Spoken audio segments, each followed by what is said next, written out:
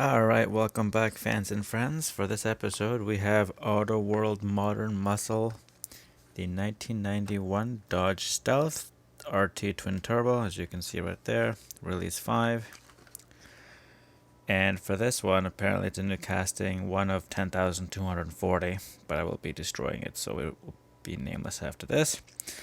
And the facts of it are under the Diamond Star Motors partnership with Mitsubishi. Dodge Stealth was released simultaneously with the Mitsubishi 3000 GT, sharing many of its parts.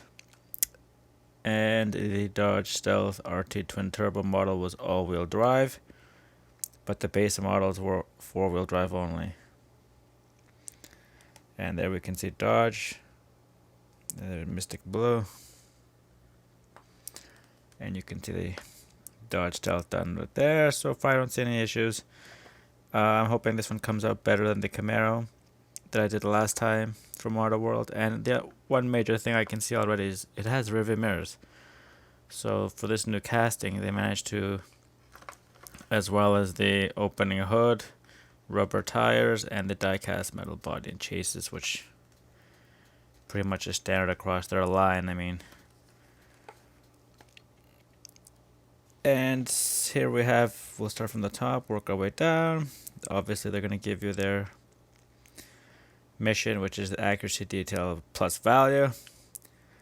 And then in release 5 with 2020, which is the one this is a part of, there's the Dodge Stealth, the Cadillac Eldorado, the Jeep Wrangler Unlimited Sport 1980, Chevy Custom Deluxe Stepside, the 2019 Ford F-150 XLT, and the Chevy Silverado LTZ Z71. And they will even show you what are the new castings.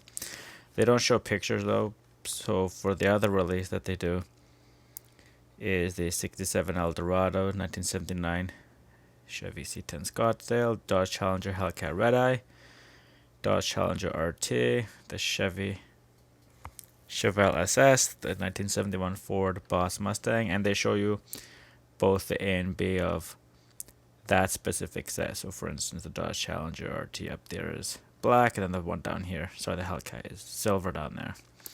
And I think the other Dodge Stealth in this one is red, but I'm not sure. I haven't done much research. I just wanted the blue one. They happen to have it on sale. And so I'm just going to go ahead and open it, because otherwise you're just looking at the package, and you can do that online. Alright. So here we have the Dodge Stealth. Right away, you can see very good interior detail as well as exterior detail. The one thing straight out of the package that I noticed is the wheel here wasn't done properly, but hopefully it's simply not put on it properly. And when I can see obviously there the rubber is not even, which is a little bit disappointing, but we'll get to that when I do its rolling test. So we'll start from the front, and you can see there the lights. Obviously they don't pop up, that would have been nice, but they don't pop up. The hood will be a little bit tricky to open with this one, because you can see it's flush with the rest of the vehicle. And the major star of this attraction is the headlights, sorry, the rear view mirrors here, left and right. You can see the steering wheel and the interior right there. Back seat there. It's two-door coupe. Air intake there, and the wheel. The rear wheel, actually, this one, you can see the extra material there. There's the gas cap. And the spoiler's a little bit angled down, so it's not entirely flat, as you can see there. I don't want to risk trying to straighten it out there. They were articulating in the earlier models, as far as I know.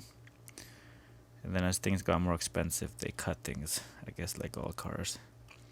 And you can see the plastic base for the front windshield and the rear glass there. It's kind of, there's a gap there. You can see a production gap. It's not major. It doesn't totally detract from the vehicle itself, but I mean, it's still there. And then you can see the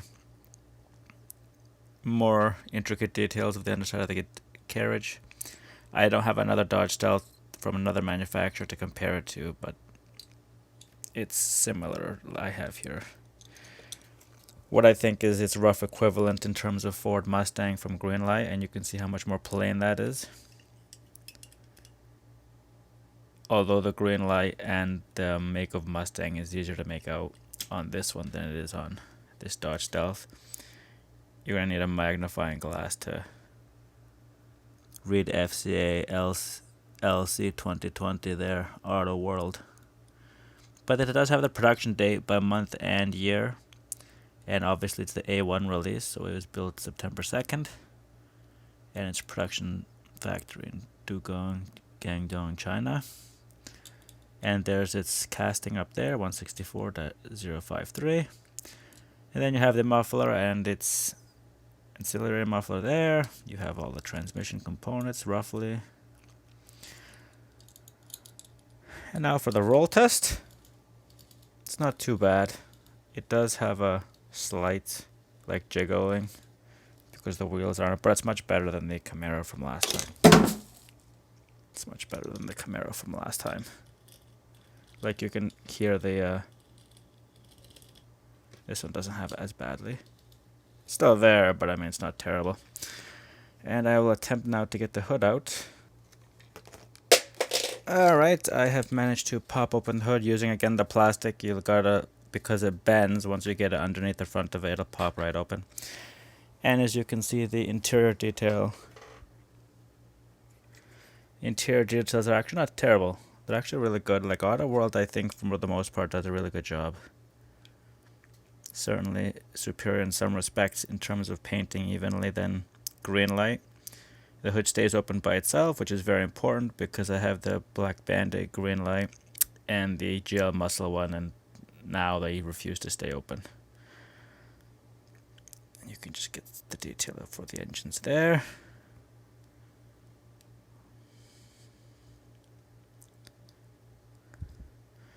And so overall, I think this was done far better than the Camaro from last time. The one major issue is that spoiler there. You can see, you can't clearly see it when it's in the plastic because the plastic reflects the light a little more.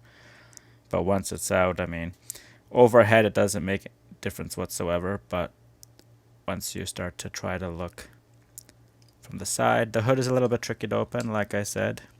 Once you pop it out, though, it does become much easier. At least this one. I have to say this one because other people's might have a different experience. But like I said, look, once I popped it open by bending this inside the corner there, it more or less stays reasonably flush. You can just push down again and you hear the click, but then it'll be much trickier to get out. So I think moving forward, I will simply leave it unclicked. Yeah, so once I pop it out, I don't think I'm gonna click it back in. There's no reason to. It doesn't open as well as the Greenlight Mustang does. Oh, you know what? It's almost the same. Mustang opens a little bit more, but overall, and you can see the Greenlight where the blues sort of overlapped on the engine there, while the Autoworld happened to do it rather correctly. I think it might be a separate piece that they insert, which would make it much easier. While as you can see here, it's just built in, like it's just stamped and then just painted. The only thing that they've properly painted is mostly the silver bar there that goes over the top of the engine. While this one, it seems to be that it's inserted in there, which is better for detail. And I think it works much more effectively. Obviously, they haven't painted everything there. Like I said, if they're going to stamp it, then it doesn't make sense to paint the entire thing. As for the lights, I mean, you can see the Mustang there has different colored lights. Doesn't make a huge difference. The wheels, though, for this Mustang are a little bit better than the other ones that I have. It still does have a lot of lag roll, you can see there. So, I mean, there's that. Just to compare, I should probably buy an Autoworld Mustang and see how that goes. But for now, I'm going to say I'm impressed with this one, rather when I was unimpressed with that one. Like I said, rear view mirrors is not huge, but look how much better it is. And I brought it up with the cheap Camaro last time, right? It just makes it look better. When you see the rear view mirrors, like you're going to drive a car with no rear view mirrors, you're going to be in trouble really fast. So If you're going to scale it accurately, I think this one was done way better than this one. Yeah, this one's not terrible, but I mean, this one, why would they put the rearview mirrors on that and then not that? Anyway, sorry for the long-winded video, fans and friends, but here we have the Dodge Stealth 1991 twin turbo from Autoworld, 1/64 scale. Thanks for watching, and till the next one.